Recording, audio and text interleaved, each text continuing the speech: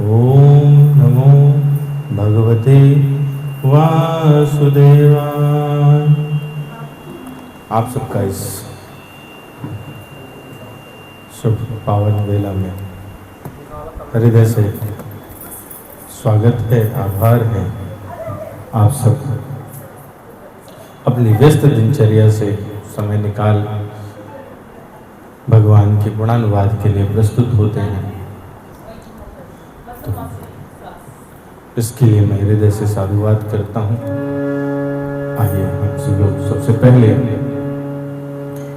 समस्त पूर्वाचार्यों के लिए कृतज्ञता व्यक्त करते हैं, उनको कोटि कोटि नमन करते हैं, जिनके प्रसाद उच्छिष्ट स्वरूप प्रसाद से हमको भगवान की गुणानुवाद के लिए प्रेरणा मिलती है, जानने समझने का अवसर प्राप्त होता है। उनकी कृपा से ग्रंथ मिले। आप सभी के चरणों में मैं मस्तक रख के प्रणाम करता हूँ और आपसे ये प्रार्थना करता हूँ कि मुझे ऐसा आशीर्वाद दें कि मैं जो कहूँ उस शास्त्रोक्त हूँ, शास्त्र के अतिरिक्त अन्यथा मेरे मुख से कुछ और ना निकले। सामने ले लीजिए या फिर साइड में ले लीजिए। आइए हम लोग सबसे पहले मंगलाचरण, उसके बाद फिर विषय में प्रवेश करेंगे। वर्णानामर्थ संघानां रसानां छन्दसामपि मंगलानां च कर्तारो वन्दे वाणी विनायकौ। शंकरो वंदे श्रद्धा विश्वास रूपिणो याभ्यां विना न पश्यन्ति सिद्धाः स्वान्तस्तमीश्वरम्। वंदे बोधमयं नित्यं गुरुं शंकररूपिणं यमाश्रितो हि वक्रोऽपि चंद्रः सर्वत्र वन्दते। सीताराम गुणग्राम पुण्यरण्य विहारिणो वन्दे विशुद्ध विज्ञानो कवीश्वर कपीश्वरो। उद्भवे स्थित संहार कारणी क्लेशहारिणी सर्वश्रेयस्करीं सीतां नतोऽहं राम वल्लभाम्। वागर्थाविव सम्पृक्तौ वागर्थ प्रतिपत्तये जगतः पितरौ वन्दे पार्वती परमेश्वरौ। कर्पूरगौरं करुणावतारं संसारसारं भुजगेन्द्रहारं सदा वसन्तं हृदयारविन्दे भवं भवानी सहितं नमामि। ॐ अज्ञानतिमिरान्धस्य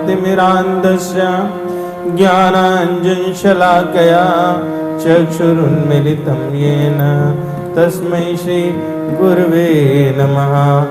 श्री चैतन्य मनोभीष्टं स्थापितं येन भूतले स्वयं रूपः कदा मह्यं ददाति स्वपदान्तिकं।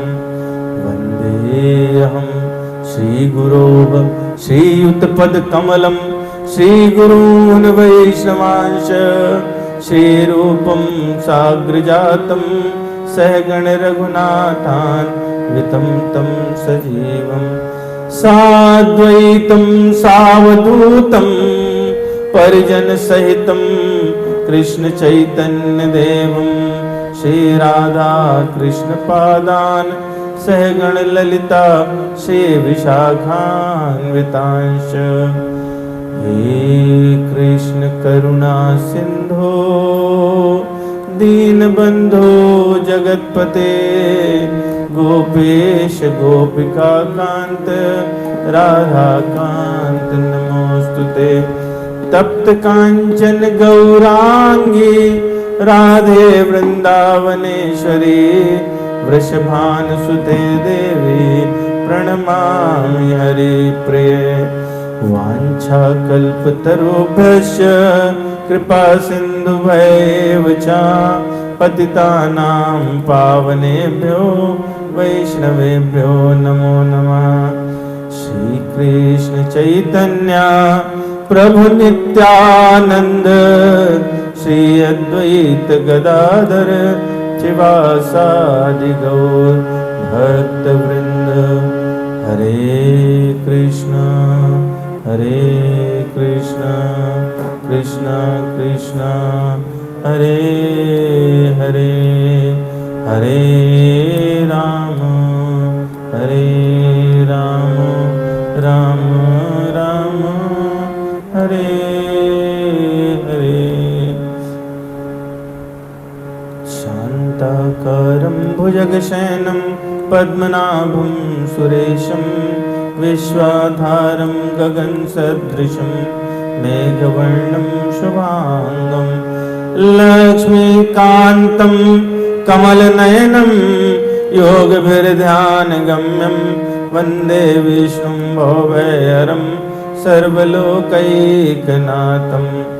यं ब्रह्मा वरुणेन्द्र रुद्रमरुतः स्तुवन्वन्ति दिव्यैः स्तवैर्वेदैः साङ्गपदक्रमोपनिषदैर्गायन् यं सामगाः ध्यानावस्थिततद्गतेन मनसा पश्यन्ति यं योगिनो यशान्तं नाविदुः सुरासुरगणा देवाय तस्मै नमः। गुरुर्ब्रह्मा गुरुर्विष्णु गुरुर्देवो महेश्वरा गुरुर्साक्षात् परब्रह्म तस्मै श्री गुरुवे नमः। ओम वेदाहि गुरुदेवाय विद्महे परम गुरुवे धीमहि तन्नो गुरु प्रचोदयात्। ओम परम तत्वाय नारायणाय गुरुभ्यो नमः। ओम गुं गुरुभ्यो नमः। ओम गुरुभ्यो नमः। बोले वृंदावन बिहारी लाल की श्री श्री राधा वल्लभ सरकार की जय। राधा श्याम सुंदर भगवान की जय। सीताराम भगवान की जय। कनक बिहारी जो सरकार कनक बिहारी जो सरकार की जय। पवन सुत हनुमान की जय। उमापति महादेव की जय।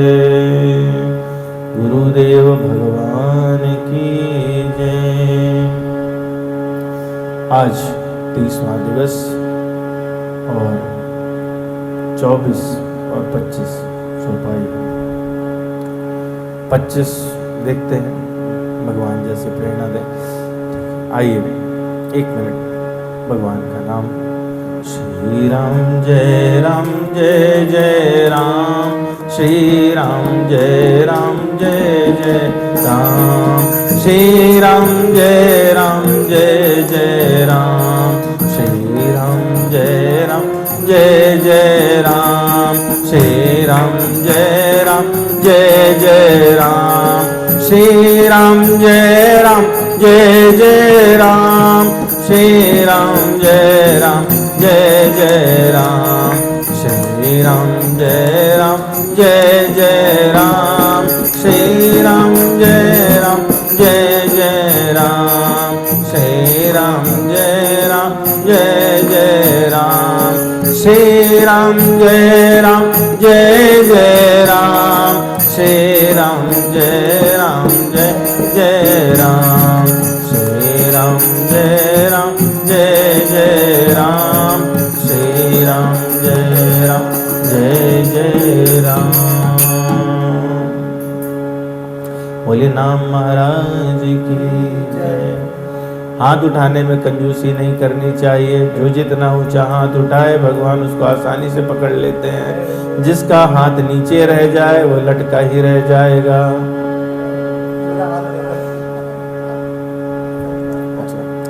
हाथ उठाने में आप लोग इसको व्यंग नहीं समझें।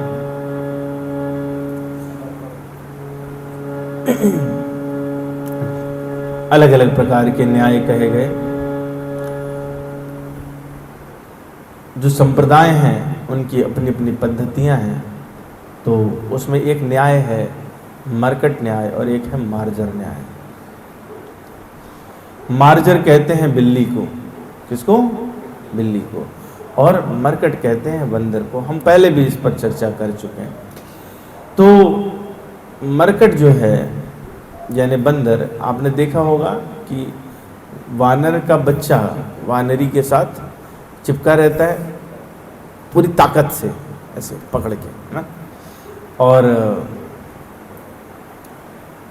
वानरी कूदती है एक स्थान से, तो लेकिन ये बच्चे की ताकत है कि वो गिरे या ना गिरे। तो जो साधक रहता है, जो मरकट न्याय पर चलते हैं, जो साधक रहता है अपनी साधना का बल भगवान को पकड़ के रखता है, उस मार्ग पे चलता है, सतमार्ग पे चलता है। लेकिन बल किसका है? साधना का है। दूसरे हैं मार्जर न्याय। मार्जर न्याय में क्या है? बिल्ली को आपने देखा होगा, बिल्ली का बच्चा, तो बिल्ली दांत से दबाती है। दांत कठोर हैं, पंजे से ज्यादा कठोर है, लेकिन कभी बच्चा चोटिल नहीं होता। भगवान की शरणागति में उनके दांत में जो रहे तो बिना चोट के, कठोर लगता है, कष्ट कठोर है लगता है, लेकिन बिना चोट के एक स्थान से दूसरे। आप कभी नहीं देखेंगे कि बिल्ली कूदी और उसका बच्चा मरा, लेकिन अक्सर देखेंगे कि वानर कूदते हैं और उनके बच्चे गिर जाया करते हैं, उनकी मृत्यु हो जाती है। तीसरा इनका कॉम्बिनेशन है मरकट और मार्जर का। बच्चे ने भी कस के पकड़ा है। और तो ऐसे में क्या है कि भगवान ने हाथ बढ़ाया नीचे।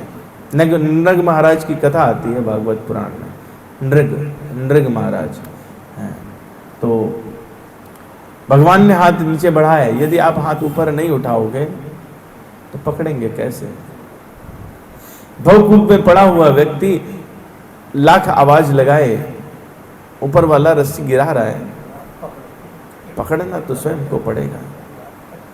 तो अगर ये पकड़ने की इच्छा नहीं है, इसलिए ये जो हाथ उठाने की प्रथा है वो उसके दो उद्देश्य माने जाते, कहे जाते। क्या कहा जाता है? एक तो ये है कि जब आप हाथ उठाते हो तो इसका मतलब है कि मैं खाली हूं, कुछ है नहीं मेरे पास, बस तुम्हारा भरोसा है ना, तुम्हारा भरोसा है बस। तो इस शरणागति को दर्शाता है। आधा हाथ उठाते इसका मतलब मैं अभी देख रहा हूं तुम्हारा भरोसा है कि नहीं है। इसका मतलब है कि अभी आप कंफ्यूजन में हैं, और नहीं उठाते तो फिर तो ठीक है, भगवान को दूसरी तरह से उठाते हैं। तो ये अपने को देखना है ना। आइए हनुमान चालीसा करते हैं, उसके बाद फिर हम लोग। श्री गुरु चरण सरोज रज, निज मन मुकुर सुधार, वर्णौ रघुबर बिमल जस, जो दायक फल चार। बुद्धहीन तनु जानिके, सुमिरौ पवन कुमार। बल बुद्धि विद्या देहु मोहि, हरहु कलेश विकार। जय हनुमान ज्ञान गुण सागर, जय कपीश लोक उजागर। राम दूत अतुलित बल धामा, पुत्र पवन सुत नामा। महावीर विक्रम बजरंगी, कुमत निवार सुमति के संग। कंचन बरन बिराज सुबेशा, कानन कुंडल कुंचित केशा। हाथ वज्र ध्वजा बिराजे, कांधे मूँछ जनेऊ साजे। शंकर स्वयं केसरी नंदन, तेज प्रताप महा जगवंदन। विद्यावान गुणी अति चातुर, राम काज करिबे को आतुर, प्रभु चरित्र सुनिबे को रसिया, राम लखन सीता मन बसिया, सूक्ष्म रूप सियहि दिखावा, विकट रूप लंक जरावा, भीम रूप धरि असुर संहारे, रामचंद्र के काज समारे, लाय सजीवन लखन जियाए, श्री रघुवीर हर्षि उर लाए, रघुपति कीन्ही बहुत बड़ाई, तुम मम प्रिय भरतहि सम भाई, सास बदन तुम रोजस गावें, अस कहि श्रीपति कंठ लगावें, सनकादिक ब्रह्मादि मुनीषा, नारद शारद सहित अहीषा, जम कुबेर दिगपाल जाते, कवि कोविद कहि सके कहाते, तुम उपकार सुग्रीवहि कीना, राम मिलाय राजपद दीना, तुमरो मंत्र विभीषण माना, लंकेश्वर पर सब जग जाना, जुग सहस्त्र जोजन पर भानु, लील्यो ताहि मधुर फल जान, प्रभु मुद्रिका मेलि मुख माहि, जलधि लांघि गए अचरज नाहि, दुर्गम काज जगत के जेते, सुगम अनुग्रह तुमरे तेते, राम दुआरे तुम रखवारे, होत न आज्ञा बिनु पैसारे, सब सुख लाय तुम्हारी शरणा, तुम रक्षक काहू को डरना, आपन तेज समारो आप, तीनों लोक आंकते कांपे, भूत पिशाच निकट नहीं आवे, महावीर जब नाम सुनावे, नासई रोग हरे सब पीरा, जपत निरंतर हनुमत बीरा, नासई रोग हरे सब पीरा, जपत निरंतर हनुमत बीरा। तो आज हमारी दो चौपाइयां हैं। भूत पिशाच निकट नहीं आवे, महावीर जब नाम सुनावे। आश्चर्य की बात देखिए, राधा वल्लभ सरकार की ये इच्छा है कि श्राद्ध पक्ष होने पर हम भूत पिशाच वगैरह के बारे में भी थोड़ा जान लें। वैसे गोस्वामी जी इस पर चर्चा नहीं करते, असुर प्रवृत्ति और वो सब पे ज़्यादा चर्चा नहीं करते, बड़े सात्विक भाव में रहा करते हैं। लेकिन अगर आप विचार करें तो हनुमान चालीसा की जो हमारी यात्रा रही, शुरू के 10 चौपाई वो हनुमान जी का गुणानुपात, फिर उसके बाद में तारणत्व का चला। लेकिन तारण जो हो रहा है वो अलग अलग भाव में अलग अलग तरह से हो रहा है। सुग्रीव जी का हुआ, विभीषण का हुआ, क्या दर्शाया उससे? गोस्वामी जी कहना चाहते हैं कि इसमें योनि का विशेष नहीं है। सुग्रीव क्या है? मरकट हैं। विभीषण क्या है? तामस देह से हैं। उनका कल्याण हो जाता है तो आपका भी हो सकता है। जो राम पद पाना चाहता है और संसार में भी मान प्रतिष्ठा चाहिए, उसको हनुमान चालीसा का अनुसंधान करना चाहिए, भगवत भजन में लगना चाहिए, भगवान की शरणागति लेनी चाहिए। फिर आगे क्या कहते हैं कि दुर्गम काज जगत के जेते, सुगम अनुग्रह। चलो तुम्हारा मन नहीं हुआ, अभी तुमको राम पद पाने की इच्छा नहीं हुई, संसारिक उद्देश्य है, तो भी राम नाम में लगो, तो भी हनुमान चालीसा का अनुसंधान करना चाहिए। क्यों? क्योंकि हनुमान जी सर्व तरह से सक्षम है। आपन तेज समारो आपै, तीनों लोग हाँकते कांपै। ये क्यों कहा? बोले अच्छा चलो ठीक है, तुम्हें विघ्न बाधा है, चाहे शारीरिक बाधा या बाह्य बाधा लगी, तो भी आपको हनुमान चालीसा का अनुसंधान करना चाहिए। मानो ये कहना चाहते हैं कि बाधा किसी प्रकार की है चाहे वो आदि भौतिक है, आदि दैविक है या आदि दैहिक है, आपको सब में हनुमान चालीसा का अनुसंधान करना चाहिए। किसी प्रकार का कोई निषेध नहीं है। तो गोस्वामी जी यहां तक आ गए, बोले कि कैसी भी तुम्हारी दशा हो, तुम तामसी राजसी सतोगुणी कैसे भी हो, किसी ने कोई भूत बाधा भी है, पिशाच बाधा भी है, सांसारिक हो, कामी हो या फिर भगवत अनुरागी हो, आपको हनुमान चालीसा का अनुसंधान करना चाहिए, उसका पारायण करना चाहिए। किसी प्रकार का कोई निषेध नहीं है। तो ये जो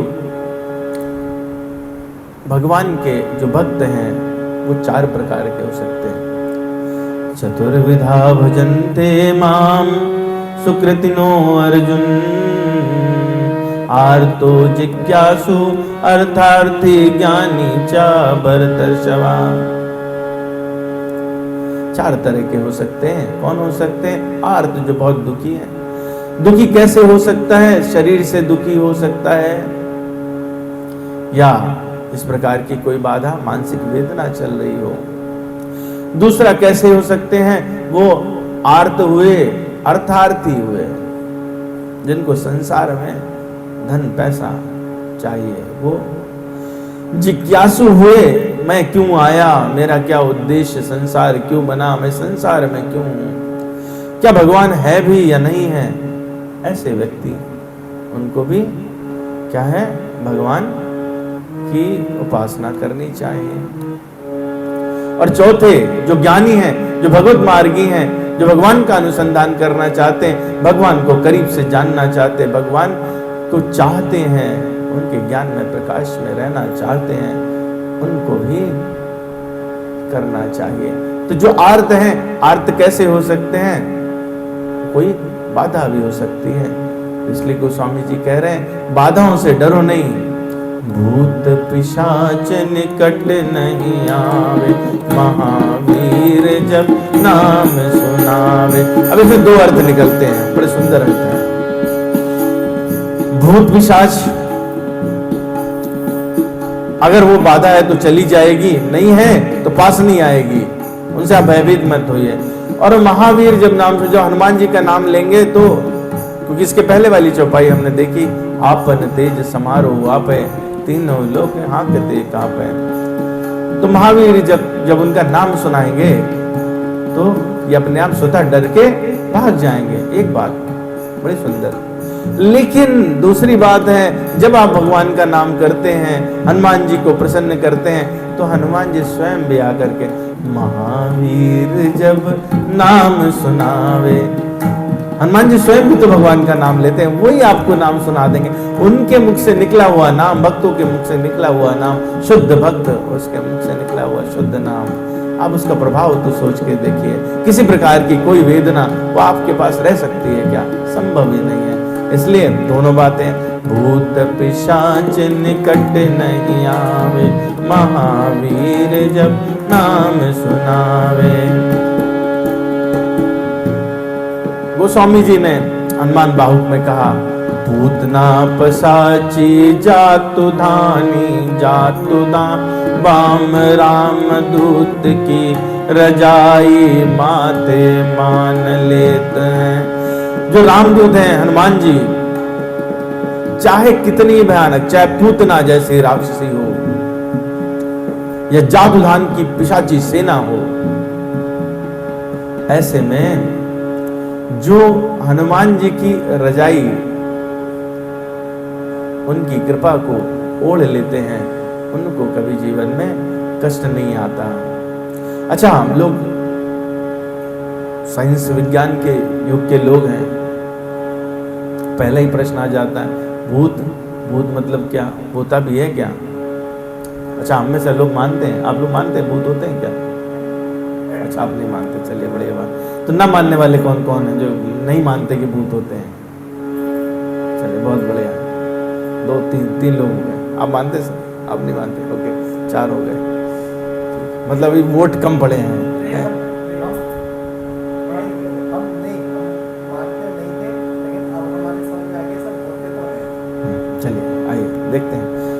होते हैं कि नहीं होते हैं, देखते हैं। बिल्कुल।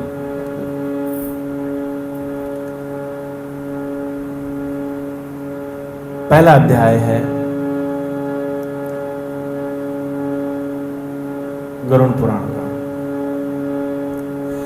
नाभयुक्तं क्षीयते कर्म कल्पकोटिशतैरपि अभुक्त्वा यातनां जन्तुर्मानुष्यं लभते नहीं।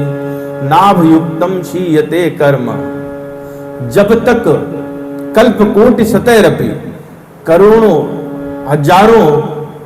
हजारों करोड़ कल्प बीत जाने पर भी जब तक कर्मों का पूरा हिसाब किताब नहीं हो जाता, कर्म नाश नहीं हो जाते, तब तक वो पापी जीव यातनाओं का भोग नहीं कर लेता, उसे मनुष्य शरीर प्राप्त नहीं। अभुक्त्वा यातनाम जन्तुर्मानुष्यम लभते नहीं, उसको मनुष्य शरीर नहीं मिल सकता। अब मनुष्य शरीर नहीं मिला हो तो यातना में कहां मिलेगा?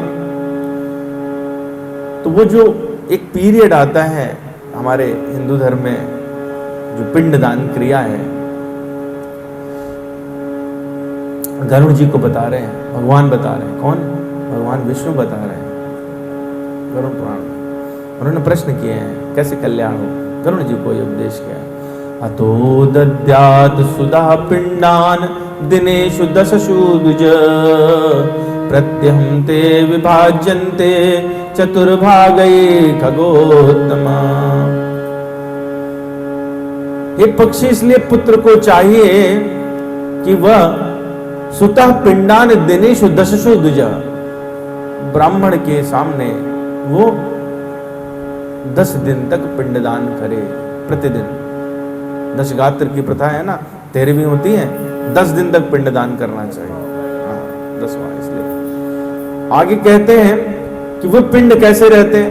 भागद्वयं तु देहस्य पुष्टिदं भूत पंचके तृतीयं यम दूतानां चतुर्थम सोपजीवति।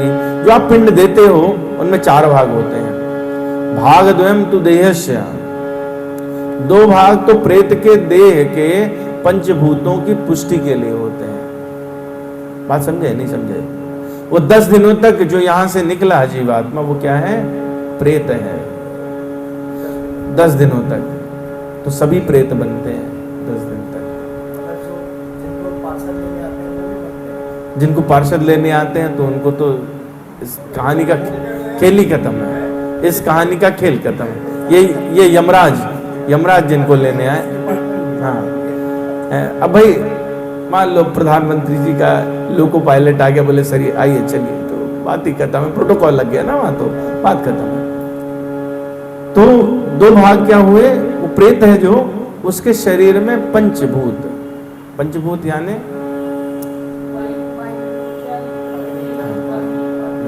भूमिरापो अनलो वायु खम च मना बुद्धिरेव अहंकार प्रकृति में भिन्ना। 8 करण है, 5 बाहर बनते हैं जो हमको दिखाई देते हैं बड़े, और 3 सूक्ष्म हैं, वायु, जल, आकाश, पृथ्वी और अग्नि, और क्षितिजल पावक। तो और 3 क्या है? सूक्ष्म करण है। सूक्ष्म करण अहंकार, बुद्धि और मन, ये 3। तो इस तरह 8 भगवान की ये अपरा प्रकृति है। भगवान ने नहीं कहा, भगवान ने 3 कहा, मन, बुद्धि, अहंकार। चित्त जो है वो नहीं, एक नहीं है, अलग विषय हो जाएगा, अभी भटक जाएंगे। ठीक है, चित्त पे बहुत बात कर सकते हैं, बड़ा सुंदर विषय है चित्त।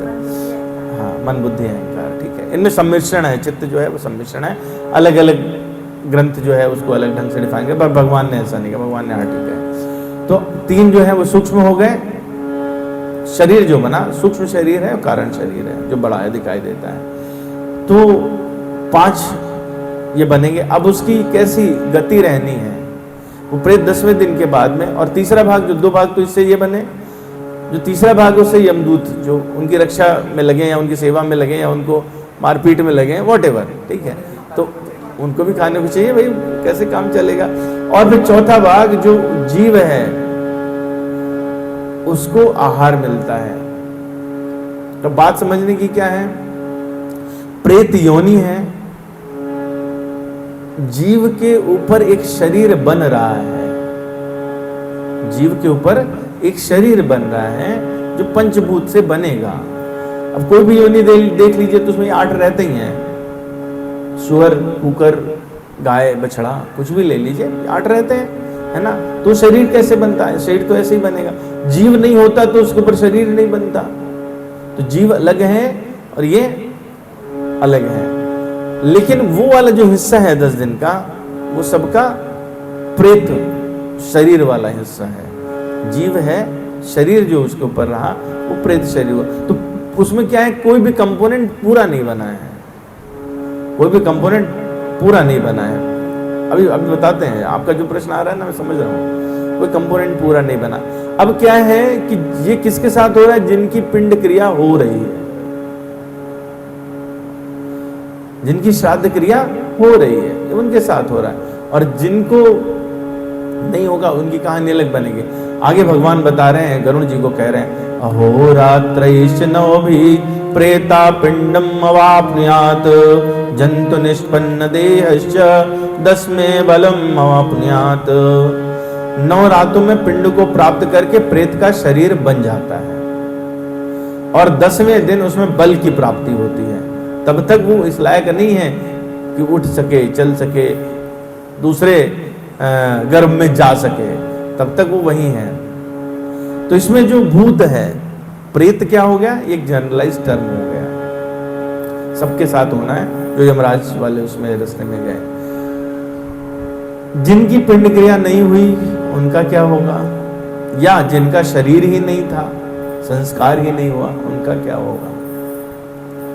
तो एक बड़ी सुंदर घटना आती है श्री हनुमान प्रसाद पोद्दार जी की, आप में से बहुत लोगों ने YouTube पे सुनी होगी।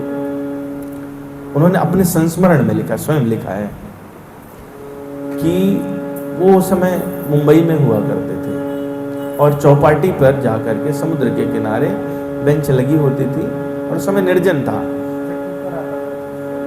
तो वहां पर बैठ करके भगवत ध्यान करते और जप करते। उन्होंने देखा कि एक दिन एक सफेद वस्त्र में व्यक्ति उनके समक्ष पैरों के सामने खड़ा है। तो काफी देर तक अपना जप करते रहे और देखते रहे। फिर उन्हें लगा कि ये इतनी देर से वृद्ध लग रहा है, खड़ा क्यों है। तो उन्होंने उनको आग्रह किया कि आप खड़े क्यों हैं, आप बैठ जाइए, बेंच तो खाली पड़ी है। उस समय निर्जन हुआ करता था चौपाटी, आज जो क्रीड़ा स्थल है उस समय निर्जन हुआ करता था। तो उसने कहा कि आप डरिए नहीं, आप निडर रहिए और मैं आपको जो बताने वाला हूँ वो ध्यानपूर्वक सुनिए, मैं आपसे याचना करने आया हूँ। अच्छा, उन्होंने वेश देखा तो वेश कैसा था कि जो पादरी होते हैं अलग अलग, क्रिश्चियंस में थोड़ा अलग रहते हैं और यहूदियों में थोड़ा अलग होते हैं, कहलाते पादरी हैं। पारसी उनमें अलग होते हैं। तो उसका जो वेशभूषा थी, छोटी टोपी, और वो पारसी वाली थी, है ना। पारसी बड़े माइल्ड होते हैं। अब पारसियों का एग्जिस्टेंस नहीं है वर्ल्ड में, पारसी अब नहीं रह गए, बहुत कम है, बहुत कम रह गए, क्योंकि बहुत माइल्ड होते हैं वो। तो बोलने लगे, उन पारसी की वेशभूषा थी तो उन्होंने इसलिए आग्रह किया था। तो बोले कि मैं पारसियों का पादरी था,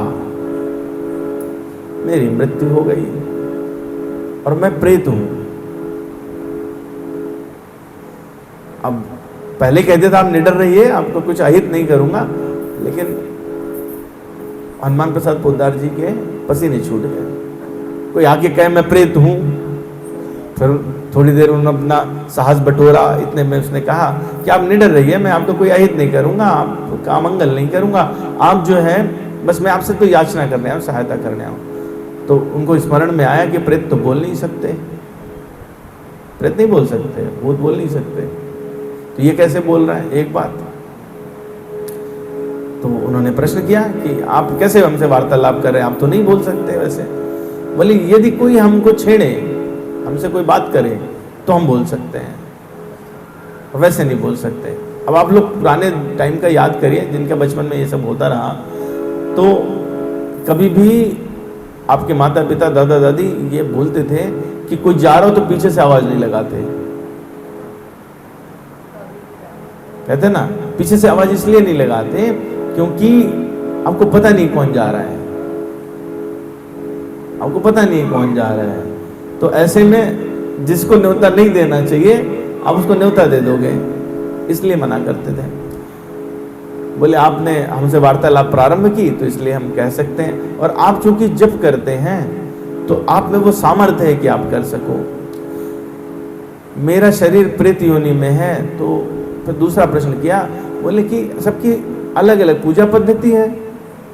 भाई ये तो हिंदू धर्म की रीति है कि प्रेत आदि होते हैं, आपके यहाँ तो होते नहीं है। बोले नहीं नहीं, हमारे यहाँ भी होते हैं, बस हमको चाहिए कि कोई हमारा पिंडदान कर दे। अब हमारा पिंडदान करवा दो तो मेरी अधोगति से मुक्ति हो जाएगी।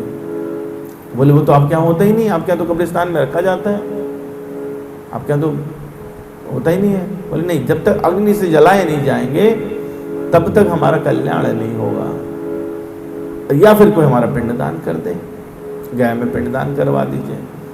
तो इससे दो बातें क्लियर हुई। एक बात यह है कि दुनिया के किसी कोने में आप जन्म ले लीजिए, किसी दूसरे सनातन धर्म को छोड़कर किसी दूसरे धर्म में, तो आपकी अधोगति तय है, आपकी ऊर्ध्वगति नहीं होनी है, एक है ना। दूसरा है कि पिंडदान या कि श्राद्ध क्रिया या कि जलाए जाना ये आवश्यक है। दो बातें यहाँ पे पक्की हो गई। फिर वो उन्होंने पता किया, उन्होंने कहा कहाँ रहते थे आप, तो उन्होंने बताया मैं बांद्रा में अमुक स्थान पे रहता था। वहाँ गए, पता किया तो पता चला। बच्चे माने नहीं, हम पिंडदान क्यों करें, क्योंकि हमारे में तो होता ही नहीं है। लेकिन उन्होंने जब पुस्तकें देखी तो उसमें श्रीमद् भगवद गीता की पुस्तक थी और वो पढ़ा करते थे जो जिनकी मृत्यु हो गई। इस नाते वो जानते थे कि हमको ऊपर जाने का रास्ता क्या है। फिर उनके साथ एक साधक रहा करते थे, हनुमान प्रसाद पोद्दार जी महाराज के साथ, हरिराम नाम था, पंडित हरिराम जी। उनको उन्होंने फिर गया भेजा, कुछ पैसे दिए और उनका वहाँ पिंडदान हुआ। जिस दिन उनका वहाँ पिंडदान हो रहा था उस दिन ये पादरी जी जो हैं वहाँ के हनुमान प्रसाद पोद्दार जी के सामने खड़े हुए, हाथ जोड़कर विनती की। बोले आपने आज मेरा कल्याण कर दिया, आज मेरा ऊर्ध्वगमन हो जाएगा, अन्य लोगों में मेरा, है ना। तो इससे एक और बात क्लियर हुई कि प्रेत योनि का लोक है, लोक है, ठीक है। तो फिर उन्होंने बहुत सारे प्रश्न किए कि जो है मैंने शास्त्रों में पढ़ा है कि ऐसे ऐसे नरक होते हैं, वैतरणी है। तो फिर उन्होंने सबकी पुष्टि की कि ये होता है, किसकी क्या गति होती है। तो पूरी चर्चा है उसमें, बताया कि अगर कोई व्यक्ति है जो ब्रह्म हत्या करे, गुरु का सामान चुरा ले, या फिर गुरु पत्नी के साथ में दुराचार करे, पराई स्त्री के साथ दुराचार करे, कोई स्त्री पर पुरुष से संबंध करे, तो ये पूरा विवरण है। तो उसकी अधोगति निश्चित है। और जो लोग आश्रय नहीं लेते, धर्माचरण नहीं करते, वो उनकी बड़ी बहुत ही दुर्गति है, बहुत दुर्गति है। तो इस प्रकार से, तो इससे बात सिद्ध हो जाती है कि जो भक्त लोग हैं उनके जीवन में भी भूत प्रेत रहते हैं, आते हैं। और गोस्वामी जी से बड़ा उदाहरण नहीं है कोई, ठीक है। तो गोस्वामी जी, हाँ, हनुमान चालीसा जो है वो भगवान से मिलना चाहते थे, रोज शौच क्रिया के लिए जाते थे। एक बबूल का पेड़ था, उसमें एक प्रेत निवास किया करता था, तो उस पर जल डालते थे। एक दिन प्रेत जो है वो उनसे बोला कि मैं तुमसे प्रसन्न हूँ। बोले तुम कौन? बोले मैं प्रेत हूँ। बोले तुम प्रसन्न कैसे हुए? बोले मुझे अशुद्ध जल की आवश्यकता होती है, आप शौच क्रिया से बचा हुआ जल मेरे ऊपर डाल देते थे, मैं तृप्त हो गया हूँ, जो मांगो मांग लो। बोले हमें तुमसे कुछ चाहिए नहीं, हमने तुम्हें कोई सिद्ध थोड़े ना किया है। तो बोले नहीं नहीं, फिर भी मैं देके जाऊँगा। तो बोले ठीक है, हमें तो भगवान के दर्शन चाहिए। तो बोले वो मेरी सामर्थ्य नहीं है, पर मैं आपको रास्ता बता दूंगा। तो प्रेत लोग विचरण कर सकते हैं, इसलिए रास्ता भी बता सकते हैं। तो जो भूत हैं, भूत ये प्रेत का एक प्रकार है, प्रेत तो ये पूरा एक जैसे मनुष्य है, हाँ मनुष्य है वैसे ही, तो इसमें बहुत सारे हाँ अलग अलग वो प्रकार हैं तो होते हैं। अकाल मृत्यु को जो असंतुष्ट जीव प्राप्त होता है वो भूत कहलाता है। भूत अक्सर थोड़ा माइल्ड होते हैं, बहुत डिटेल में नहीं जाना चाहता है, पर भूत क्या होते हैं, माइल्ड होते हैं। वो आपने पीछे से आवाज लगा ली, वो आपके साथी बन गए, तो उनका एक स्वभाव होता है, किसी निश्चित चीज को पाना चाहते हैं। मान लीजिए कि वो कोई था जिसको असंतुष्टि किससे थी, धन से, धन चाहता था, उसकी मृत्यु हो गई और उसके बाद में कोई क्रिया भी नहीं हुई, तो क्या होगा कि वो आपके साथ लग गया, तो धन जैसे मिले वो सारे कार्य करेगा। किसी को कोई व्यसनी था, उसको था कि जीवन में हमको गांजा भांग अच्छे से मिलता, तो वो क्या करेगा कि तो मतलब माइल्डर फॉर्म है, आपका स्वरूप बदल जाएगा। लोग कहेंगे भैया कल तक तो ये बहुत अच्छे थे, आज देखो मस्त रहते हैं, तो उसमें ये कारण बनता है कई बार। इसमें जो है अलग कैटेगरीज हैं, पिशाच स्त्रियों में भी होती हैं, है ना, हम लोग जानते हैं, चुड़ैल इत्यादि सुनते ही हैं, वो सब कर्ण पिशाचनी, है ना। तो अब यहाँ पे गोस्वामी जी ने 2 शब्दों का प्रयोग किया है, भूत तो हम लोग थोड़ा समझ गए, है ना। पिशाच, पिशाच होते हैं वो 2 शब्दों से मिलके बना, पिस आचम। पिस का मतलब होता है जो चूसे खून, आचम का मतलब होता है खाने वाला, जो खून पीने वाला है। वो क्या करते हैं ये कि धीरे धीरे आदमी को दुबला बनाते चले जाते हैं, उसका व्यवहार बदल देते हैं। और अच्छा, इनमें हम लोगों को एक बात तो ये हो गई ना कि पीछे से आवाज़ क्यों नहीं देते थे। दूसरा कहते थे कि किसी ऐसे स्थान पर आप शौच क्रिया ना करें। हाँ, तो क्यों नहीं करें? क्योंकि जो ये हैं इनका वायु युक्त शरीर होता है, वायु प्रधान, आकाश मार्गी होते हैं सब। तो हमारे शरीर में 9 छिद्र होते हैं, 9 द्वारे पूरे देही, हमारे पूर्ण रूपी शरीर में 9 छिद्र हैं। वायु किसी भी मार्ग से जा सकती है। तो इनका शरीर क्या 5 जो हैं उनमें से 5 महाभूत में से वायु या आकाश प्रबल होता है, तो इसलिए वो अति सूक्ष्म होते हैं। जीव तो दिखाई नहीं देता। श्रीमद् भगवद गीता कठोपनिषद के हिसाब से देखें तो जो हमारे बाल का अग्रभाग है उसका 10,000वां हिस्सा, उतना बड़ा साइज है जीव का। तो वो तो ऐसे ही आपको नेकेड आई से नहीं दिखाई देने वाला। और अगर उसके ऊपर आवरण हो, शरीर हो काहे का, वायु का, तो दिखेगा क्या? इसलिए भूत पिशाच हम लोगों को दिखते नहीं है। जब वो थोड़ा सटल फॉर्म लेते हैं तब हमको उनकी अनुभूति हो जाती है। इनमें सबसे खतरनाक होते हैं ब्रह्म राक्षस, पुरुषों में ब्रह्म राक्षस, और स्त्रियों में आमतौर पर पिशाचनी, कर्ण पिशाचनी।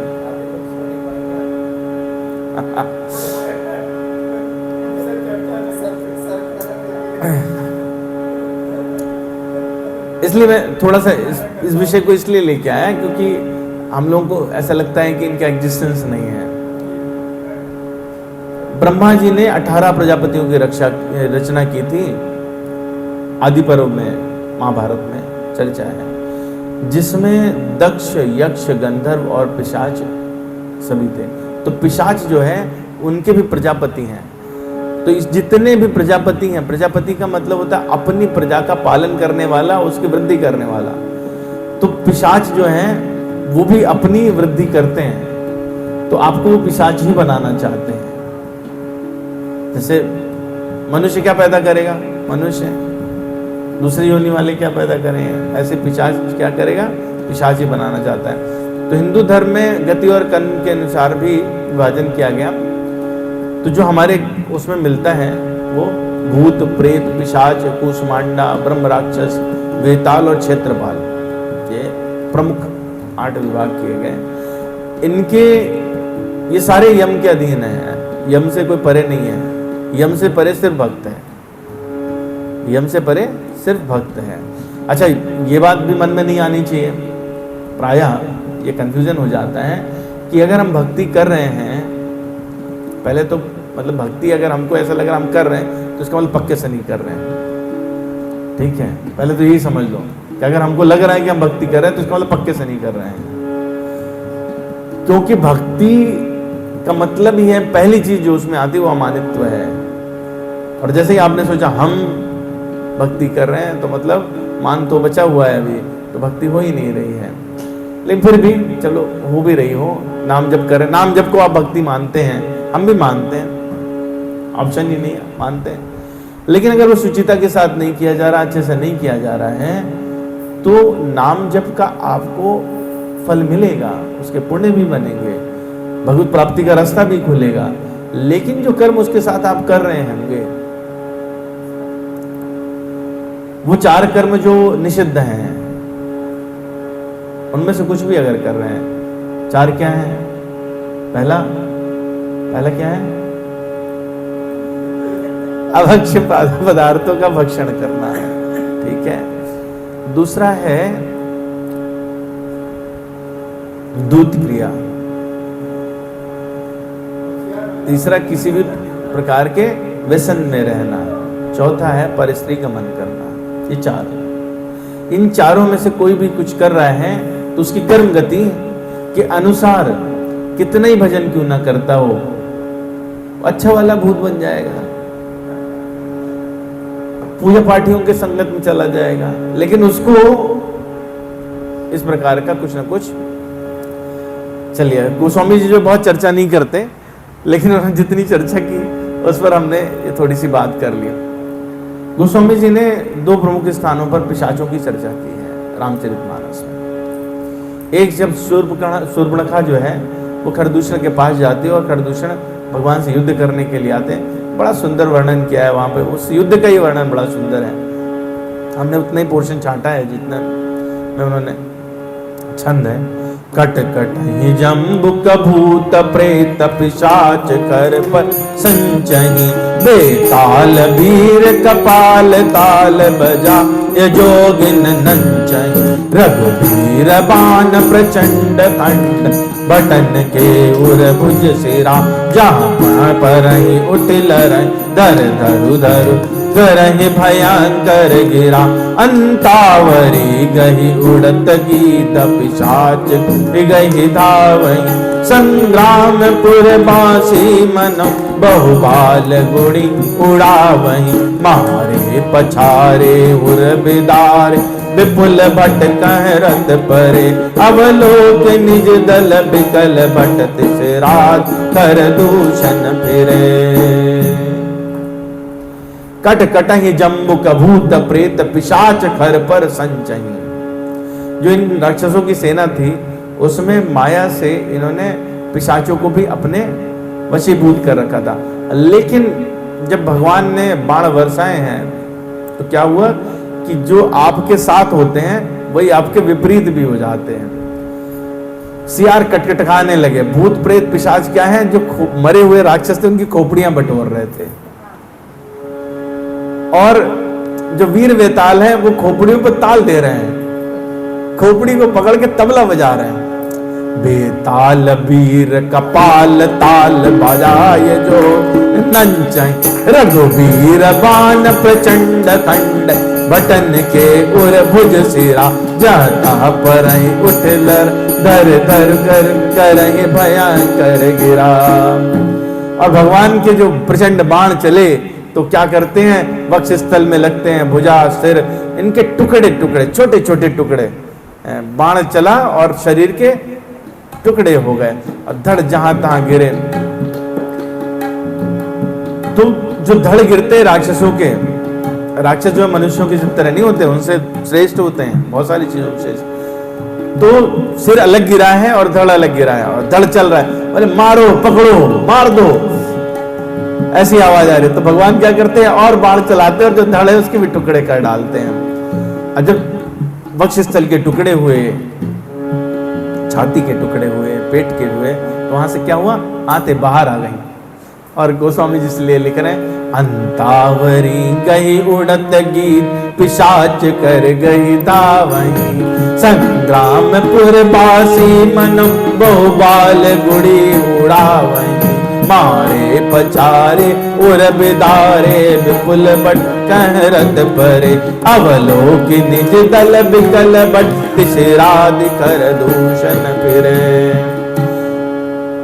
गीध हैं, मरे हुए को खाते हैं, जैसे ही आते निकली गीध इसको खींच रहे हैं, लेके उड़ रहे हैं, और पिशाच नीचे से उसको खींच रहे हैं।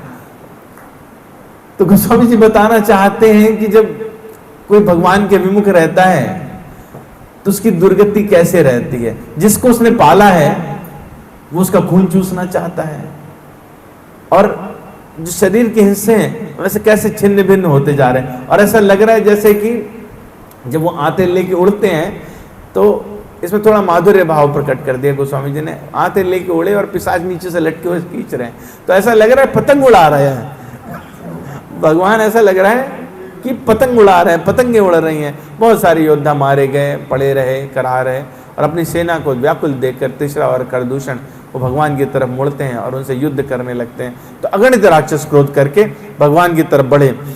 गोस्वामी जी लिखते हैं, बहुत सुंदर वर्णन है ये। सरस्वती तोमर पर सुशूल कृपान एक बार, कर गोप श्री रघुवीर पर अगणित निशाचर डारही। नि प्रभु निमक पहुँच कुसर निवार, पचार डारे सायका। दस दस विषिक उर माज पारे, सकल नेशर नायका। सरस्वती तोमर पर सुशूल कृपान एक ही बारही। बाण शक्ति तोमर फरसा शूल कृपाण, सब क्या हुआ, जितने राक्षस हैं सबने एक साथ भगवान के ऊपर छोड़ा है। और भगवान ने क्या किया है, एक तरकस से बाण निकाला, संधान किया, और जितने थे अस्त्र सब हवा में खंड खंड हो गए, सब टुकड़े होकर के जमीन पर गिरने लगे। और फिर भगवान ने एक एक राक्षस सेनापति के हृदय में 10-10 बाण मारे। 10-10 विषिख उर माझ मारे, सकल नेशर नायका। मई परत उठि भट भिरत, मरत न करत माया यति घनी। सुर डरत 14 सहस्र प्रेत, बिलोक एक अवध गनी। सुर मुनि सबै प्रभु देखि माया, नाथ यति को दुख करु। देखई परस्पर राम कर संग्राम, रिपुदल दल नरि मरो। सारे योद्धा क्या करते हैं, जब उनको 10-10 बाण लगे तो गिरे, और उसके बाद फिर खड़े हुए, मर नहीं रहे हैं। वो राक्षस ऐसा मरते नहीं है। और बहुत सारी माया रचते हैं वहां पर, अलग अलग चीजें दिखाई देने लगती हैं। देवताओं को भी डर लग जाता है, देखते हैं कि ये जो प्रेत रूपी राक्षस हैं वो 14,000 हैं। 14,000 की सेना लेके आए थे करदूषण, 14,000 हैं, और भगवान तो अकेले हैं। मुंह हो गया देवताओं को, भगवान अकेले हैं, कैसे मारेंगे। और इधर जो है, जो मुनि हैं वो लोग भी देख रहे हैं कि भगवान लड़ तो रहे हैं, एक एक को 10-10 बाण मार देते हैं, टुकड़े कर देते, फिर भी ये मर नहीं रहे हैं। तो भगवान ने फिर थोड़ी कौतुक की लीला की है, और उसके बाद एक बाण निकाला है, और 14,000 एक बाण से साफ हो गए खरदूषण। उसके बाद दूसरे बाण से साफ हुए, और उसके बाद सब ने जय जयकार करी है। तो जो गोस्वामी जी यहाँ बताना चाहते हैं वो ये भी बताना चाहते हैं कि जब आप भक्ति करोगे, जब आप राम नाम लोगे, तो ये जो अकाल मृत्यु को प्राप्त हैं, जो आप प्राकृतिक लगते हैं, ये तो आपके आसपास नहीं आएंगे। इस प्रकरण को मैंने क्यों लिया, क्योंकि गोस्वामी जी ने यहाँ पर जो प्रेत की संज्ञा दी है वो राक्षसों को दी है। तो भूत पिशाच निकट नहीं आवे, महावीर जब नाम सुनावे। भूत पिशाच कौन है, वो जो राक्षसी प्रवृत्ति के लोग हैं। जब भगवान का नाम आप करोगे तो वो राक्षसी प्रवृत्ति के लोग आपके पास कभी नहीं आएंगे। लेकिन जो लोग भगवान का नाम नहीं लेंगे और इन भूत पिशाचों की संगत करेंगे या उनकी अथवा उनकी पूजा करेंगे तो क्या होगा, वो उन्हीं के लोक को प्राप्त करेंगे। यान्ति देवव्रता देवान प्रत्यन्यान्ति पितृवताः भूतानि यान्ति भूतेज्या यान्ति मद्याजिनो अपि माम। भगवान कहते हैं जो देवताओं की पूजा करते हैं वो देवलोक को जाते हैं, जो पितरों की पूजा करते हैं वो पितृलोक को जाते हैं, और जो भूतों की पूजा करते हैं वो भूतलोक को जाते हैं। तो ये बात देखने की है, सोचने की है। जो लोग शनि महाराज के शनिवार को जाते हैं वो किसके लोक में जाएंगे, शनि लोक में जाएंगे, ठीक है। जो लोग मजार पे जाते हैं, ठीक है। कुछ ऐसे भी हैं जो जिनकी प्रेत आत्मा है पर उनकी मंदिरों में मूर्तियां लगी हुई हैं, तो और कुछ ऐसे भी हैं ना जिनकी पूजा हो रही है और मंदिरों में बिठाया गया है उनको, नहीं है।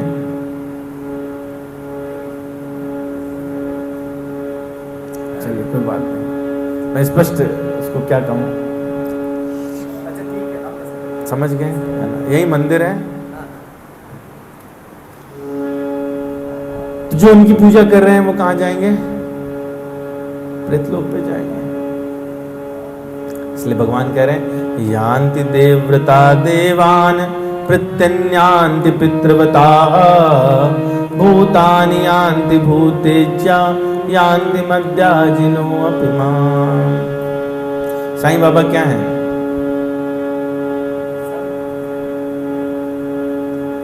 इतिहास तो देखिए। और किसी भी संत की जो है वो मंदिर में मूर्ति लगा के पूजा, मान लो, मैं मान भी लूं, है ना, पहले तो है नहीं, इतिहास तो कुछ और है। जो इतिहास है वो सच्चा है, इतिहास बिल्कुल यही है। तो वहां तो क्या है, जलाया जाता नहीं है, पिंड क्रिया होती नहीं है, भक्ति से उनका लेना देना नहीं है। अल्टीमेटली क्या होगा, कौन सी योनि में गए होंगे।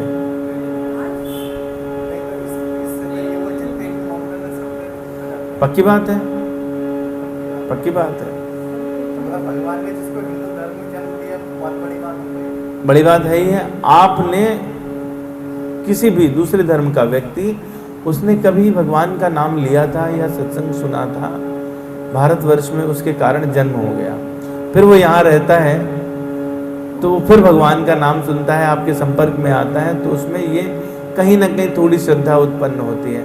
और फिर उसके बाद में वो 84 का चक्कर लगा के एक बार किसी हिंदू के यहाँ पैदा हो जाता है, और फिर उसके बाद में अगर उसने अपनी भक्ति की वृद्धि करनी हो तो उसके कल्याण का रास्ता खुलता है। तो अनेक 84 लगते हैं इसमें,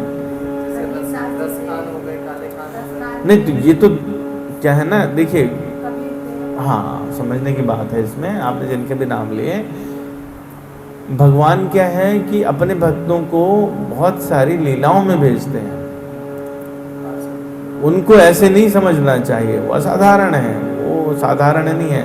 वो ये बताने के लिए, जैसे हरिदास ठाकुर हैं या फिर रसखान जी का नाम लिया आपने, अब्दुल रहीम ये हैं, तो ये सब वो हैं कि जो दूसरे धर्म के परिवारों में जन्म लिया और ये प्रदर्शित किया कि भक्ति वहाँ से भी हो सकती है और भगवत प्राप्ति वहाँ से भी हो सकती है।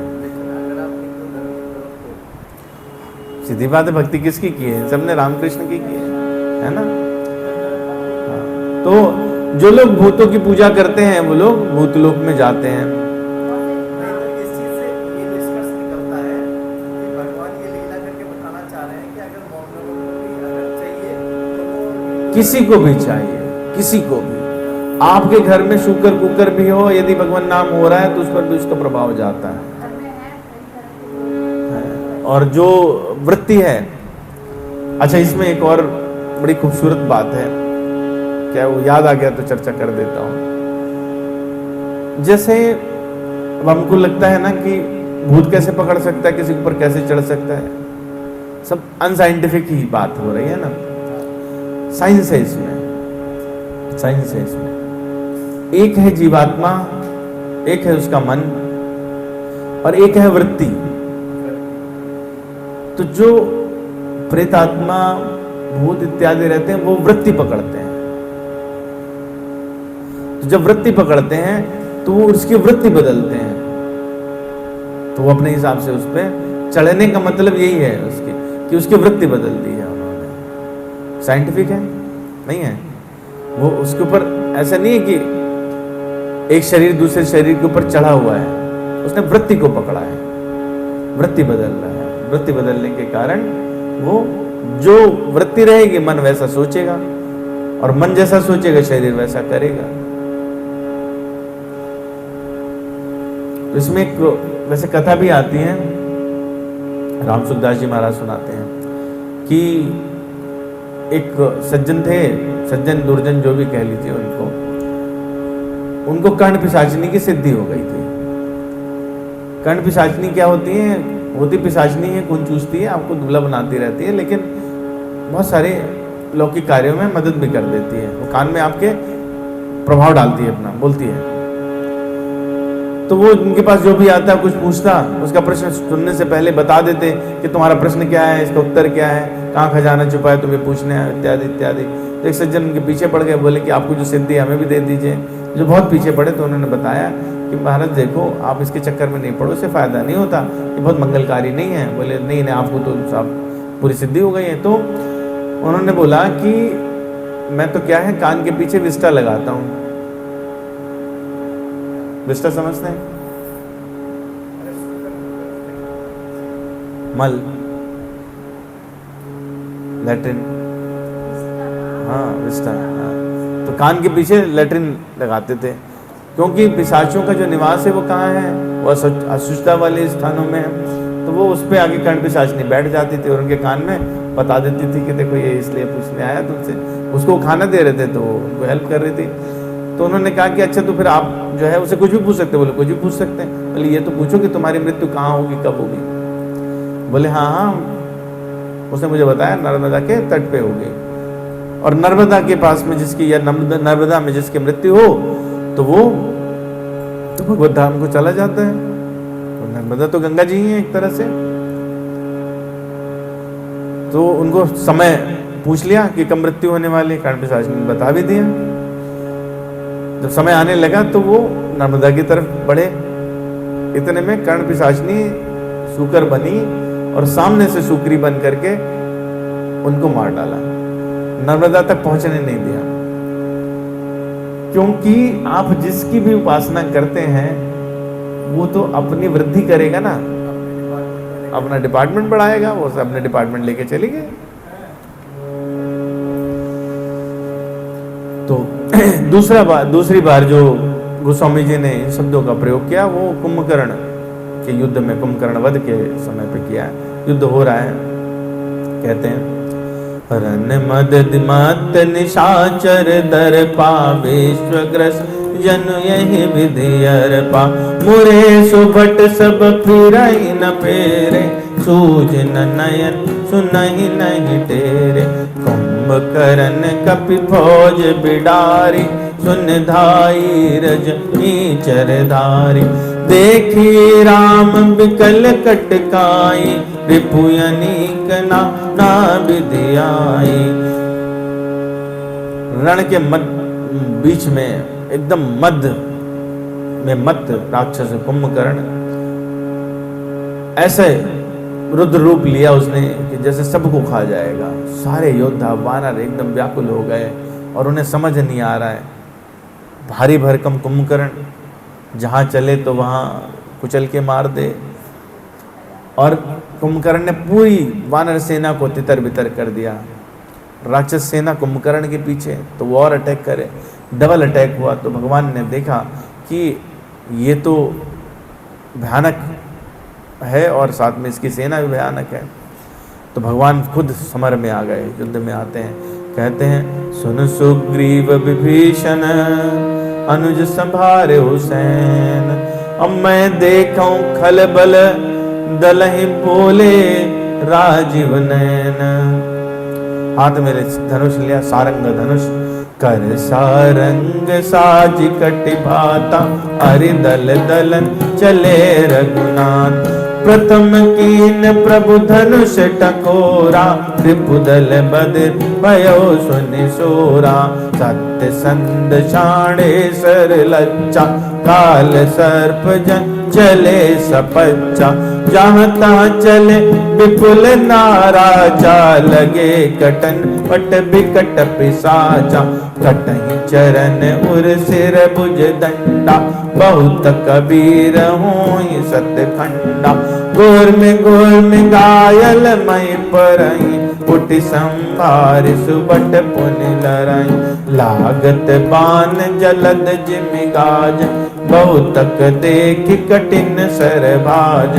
रुंड प्रचंड मुंड बिनु धावै, धरि धरु मारु मारु धुन गावै।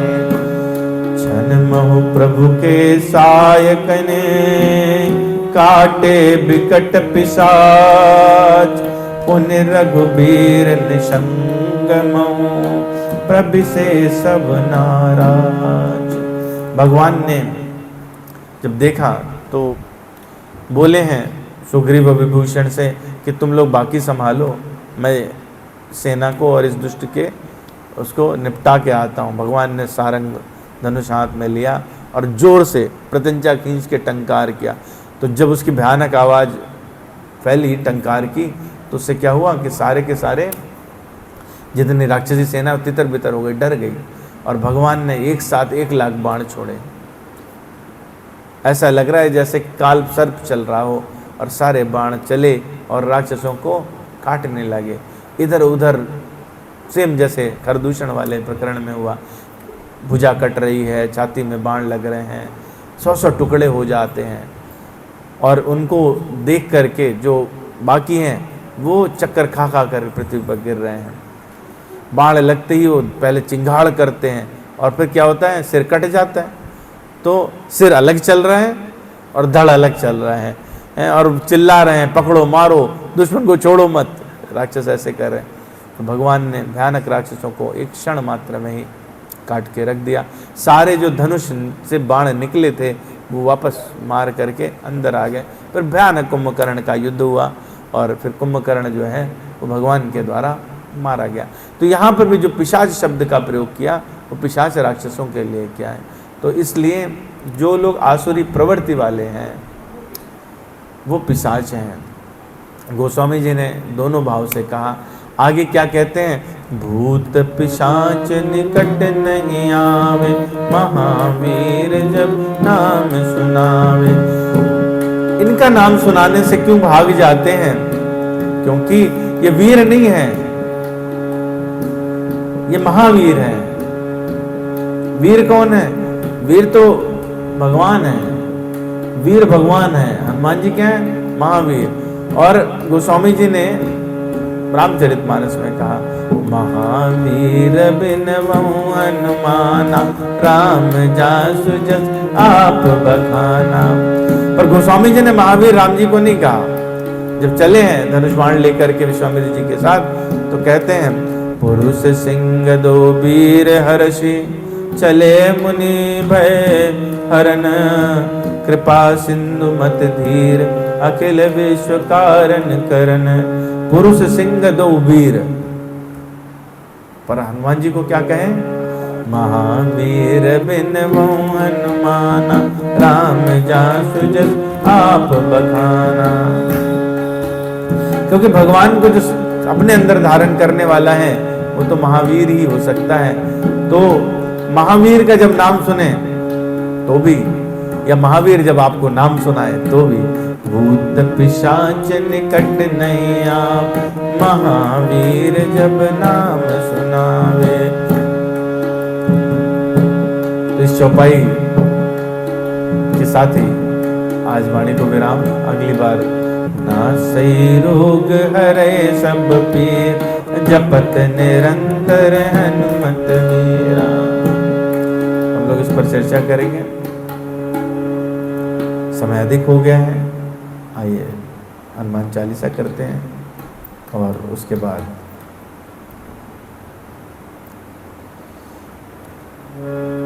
श्री गुरु चरण सरोज रज, निज मन मुकुर सुधारि, वर्णौ रघुबर बिमल जस, जो दायक फल चारि। बुद्धहीन तनु जानिके, सुमिरो पवन कुमार, बल बुद्धि विद्या देहु मोहि, हरऊ कलेश विकार।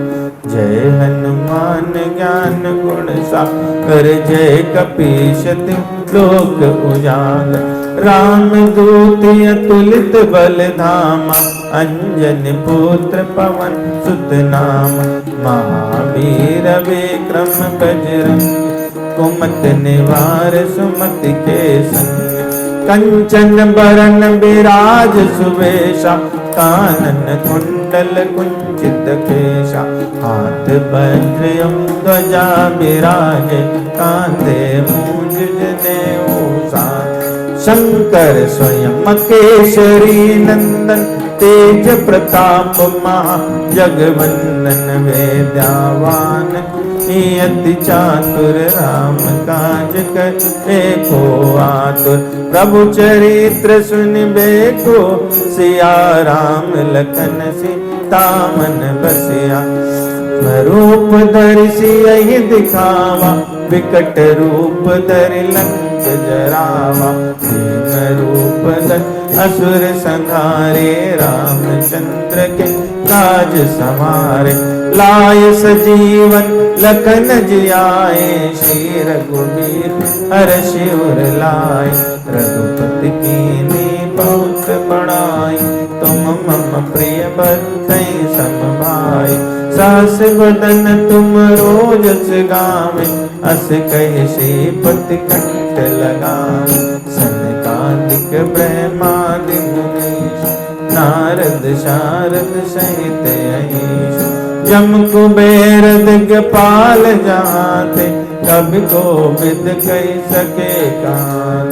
तुम उपकार सुग्रीव कीना, राम मिलाय राजपद दीना।